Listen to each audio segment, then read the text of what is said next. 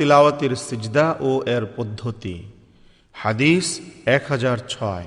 আব্দুল্লাহ ইবনে মাসউদ রাদিয়াল্লাহু তাআলা আনহু থেকে বর্ণিত, তিনি বলেন, নবী করিম সাল্লাল্লাহু আলাইহি ওয়াসাল্লাম মক্কায় সূরা আন-নাজম তিলাওয়াত করেন। এরপর তিনি সিজদা করেন এবং একজন বৃদ্ধ লোক ছাড়া তার সঙ্গে সবাই সিজদা করেন। বৃদ্ধ লোকটি এক মুঠো কঙ্কর বা মাটি হাতে নিয়ে তার কপাল পর্যন্ত উঠিয়ে বলল, আমার জন্য এই যথেষ্ট। আমি পরবর্তী জমানায় দেখেছি যে সে কাফির অবস্থায় নিহত হয়েছে। পরিচ্ছেদ 684। সূরা তানজিলুস সাজদা এর সিজদা। হাদিস 1007। আবু হুরাইরা রাদিয়াল্লাহু তাআলা আনহু থেকে বর্ণিত, তিনি বলেন, নবী করিম সাল্লাল্লাহু আলাইহি ওয়াসাল্লাম শুক্রবার ফজরের সালাতে আলিফ লাম মিম তানজিলুস সাজদাতি এবং হাল আতা আলাল ইনসানি সূরা দুটি তিলাওয়াত করতেন। পরিচ্ছেদ 685। সূরা সোয়াদ এর সিজদা। হাদিস 1008। ইবনে আব্বাস রাদিয়াল্লাহু তাআলা আনহু থেকে বর্ণিত, তিনি বলেন, সূরা সোয়াদের সিজদা অত্যাবশ্যক সিজদা সমূহের মধ্যে গণ্য নয়, তবে নবী করিম সাল্লাল্লাহু আলাইহি ওয়াসাল্লামকে আমি তা তিলাওয়াতের পর সিজদা করতে দেখেছি। পরিচ্ছেদ 686। সূরা আন-নাজমের সিজদা। ইবনে আব্বাস রাদিয়াল্লাহু তাআলা আনহু নবী করিম সাল্লাল্লাহু আলাইহি ওয়াসাল্লাম থেকে এই বিষয়ে বর্ণনা করেছেন। হাদিস 1009। আব্দুল্লাহ ইবনে মাসউদ রাদিয়াল্লাহু তাআলা আনহু থেকে বর্ণিত যে একবার নবী করিম সাল্লাল্লাহু আলাইহি ওয়াসাল্লাম সূরা আন-নাজম তেলাওয়াত করেন, এরপর সিজদা করেন। তখন উপস্থিত লোকদের এমন কেউ বাকি ছিল না যে তার সঙ্গে সিজদা করেনি, কিন্তু এক ব্যক্তি এক মুঠো কঙ্কর বা মাটি হাতে নিয়ে কপাল পর্যন্ত তুলে বলল, এটাই আমার জন্য যথেষ্ট। আব্দুল্লাহ রাদিয়াল্লাহু তাআলা আনহু বলেন, পরে আমি এই ব্যক্তিকে দেখেছি যে সে কাফির অবস্থায় নিহত হয়েছে। পরিচ্ছেদ 687। মুশরিকদের সাথে মুসলিমগণের সিজদা করা। আর মুশরিকরা অপবিত্র, তাদের ওযু হয় না। আব্দুল্লাহ ইবনে ওমর রাদিয়াল্লাহু তাআলা আনহু বিনা ওযুতে তিলাওয়াতের সিজদা করেছেন। টিকা। হযরত ইবনে ওমর রাদিয়াল্লাহু তাআলা আনহু থেকে অপর হাদিসে বর্ণিত আছে যে তিনি ওযু অবস্থায় সিজদা করতেন। তাছাড়া কোনো ইমামই ওযু ছাড়া তিলাওয়াতের সিজদা সমর্থন করেননি। আইনি। হাদিস 1010। ইবনে আব্বাস রাদিয়াল্লাহু তাআলা আনহু থেকে বর্ণিত যে নবী করিম সাল্লাল্লাহু আলাইহি ওয়াসাল্লাম সূরা আন-নাজম তিলাওয়াতের পর সিজদা করেন এবং তার সঙ্গে সমস্ত মুসলিম, মুশরিক, জিন ও ইনসান সবাই সিজদা করেছিল। পরিচ্ছেদ 688। যিনি সিজদার আয়াত তিলাওয়াত করলেন অথচ সিজদা করলেন না। হাদিস 1011। যায়েদ ইবনে সাবিত রাদিয়াল্লাহু তাআলা আনহু থেকে বর্ণিত যে নবী করিম সাল্লাল্লাহু আলাইহি ওয়াসাল্লাম সূরা আন-নাজম তিলাওয়াত করেন অথচ এতে সিজদা করেননি। হাদিস 1012। যায়েদ ইবনে সাবিত রাদিয়াল্লাহু তাআলা আনহু থেকে বর্ণিত, তিনি বলেন, আমি নবী করিম সাল্লাল্লাহু আলাইহি ওয়াসাল্লামের সামনে সূরা আন-নাজম তিলাওয়াত করলাম, কিন্তু তিনি এতে সিজদা করেননি। পরিচ্ছেদ 689। সূরা ইযাস সামাউন শাক্কাত এর সিজদা। হাদিস 1013।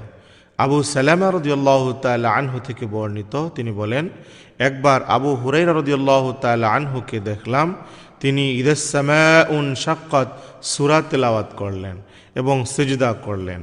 আমি জিজ্ঞাসা করলাম, হে আবু হুরায়রা, আমি কি আপনাকে সিজদা করতে দেখিনি?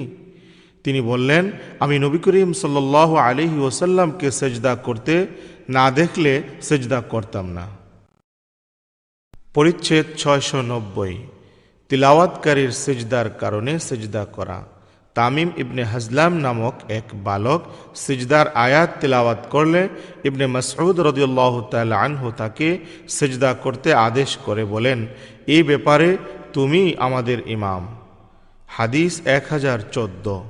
ইবনে ওমর রাদিয়াল্লাহু তাআলা আনহু থেকে বর্ণিত, তিনি বলেন, নবী করিম সাল্লাল্লাহু আলাইহি ওয়াসাল্লাম একবার আমাদের সামনে এমন এক সূরা তিলাওয়াত করলেন যাতে সিজদার আয়াত রয়েছে। তাই তিনি সিজদা করলেন এবং আমরাও সিজদা করলাম। ফলে অবস্থা এমন দাঁড়ালো যে আমাদের কেউ কেউ কপাল রাখার জায়গা পাচ্ছিলেন না।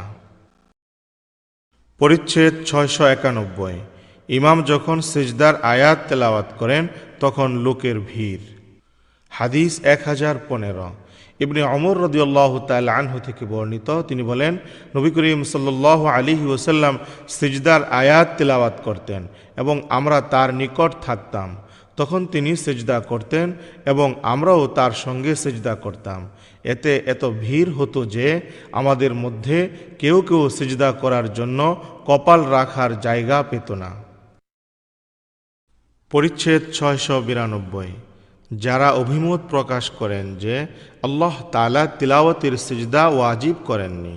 ইমরান ইবনে হুসাইন রাদিয়াল্লাহু তাআলা আনহুকে জিজ্ঞাসা করা হয়েছিল, যে ব্যক্তি সিজদার আয়াত শুনল কিন্তু এর জন্য সে বসেনি, তার কি সিজদা দিতে হবে? তিনি বললেন, তুমি কি মনে করো সে যদি তা শোনার জন্য বসতো তাহলে কি তাকে সিজদা করতে হতো? বুখারী রহমতুল্লাহ আলাইহি বলেন, যেন তিনি তার জন্য সিজদা ওয়াজিব মনে করেন না। সালমান ফারিসি রাদিয়াল্লাহু তাআলা আনহু বলেছেন, আমরা এই জন্য সিজদার আয়াত শোনার জন্য আসিনি। ওসমান ইবনে আফফান রাদিয়াল্লাহু তাআলা আনহু বলেছেন, যে মনোযোগ সহ সিজদার আয়াত শুনে শুধু তার উপর সিজদা ওয়াজিব। জুহরি রহমতুল্লাহ আলাইহি বলেছেন, পবিত্র অবস্থা ছাড়া সিজদা করবে না।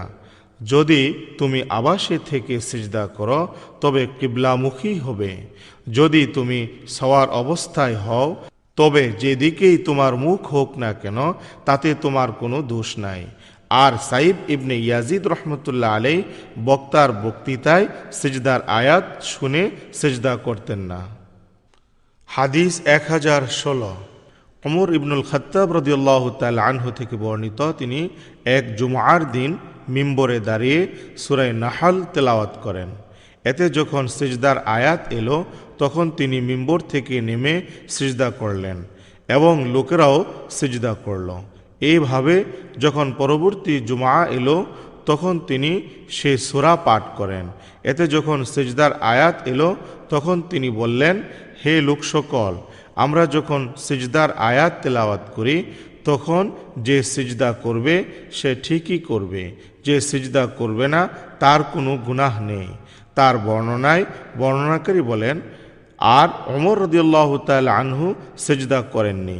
নাফি রহমতুল্লাহ আলাইহি ইবনে ওমর রাদিয়াল্লাহু তাআলা আনহু থেকে আরও বলেছেন, আল্লাহ তাআলা সিজদা ফরজ করেননি, তবে আমরা ইচ্ছে করলে সিজদা করতে পারি। পরিচ্ছেদ 693। সালাতে সিজদার আয়াত তেলাওয়াত করে সিজদা করা। হাদিস 1017। আবু রাফি রাদিয়াল্লাহু তাআলা আনহু থেকে বর্ণিত, তিনি বলেন, আমি একবার আবু হুরায়রা রাদিয়াল্লাহু তাআলা আনহু এর সাথে ইশার সালাত আদায় করেছিলাম।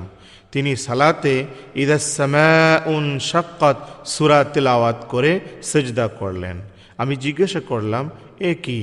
তিনি বললেন, এ সূরা তেলাওয়াতের সময় আবুল কাসিম সাল্লাল্লাহু আলাইহি ওয়াসাল্লামের পিছনে আমি এ সিজদা করেছিলাম, তাই তার সঙ্গে মিলিত না হওয়া পর্যন্ত এভাবে আমি সিজদা করতে থাকব। পরিচ্ছেদ 694। ভিড়ের কারণে সিজদা দিতে জায়গা না পেলে। হাদিস 1018। ইবনে ওমর রাদিয়াল্লাহু তাআলা আনহু থেকে বর্ণিত, তিনি বলেন, নবী করিম সাল্লাল্লাহু আলাইহি ওয়াসাল্লাম যখন এমন সূরা তিলাওয়াত করতেন যাতে সিজদা রয়েছে তখন তিনি সিজদা করতেন এবং আমরাও তার সঙ্গে সিজদা করতাম। এমনকি ভিড়ের কারণে আমাদের মধ্যে কেউ কেউ কপাল রাখার জায়গা পেত না।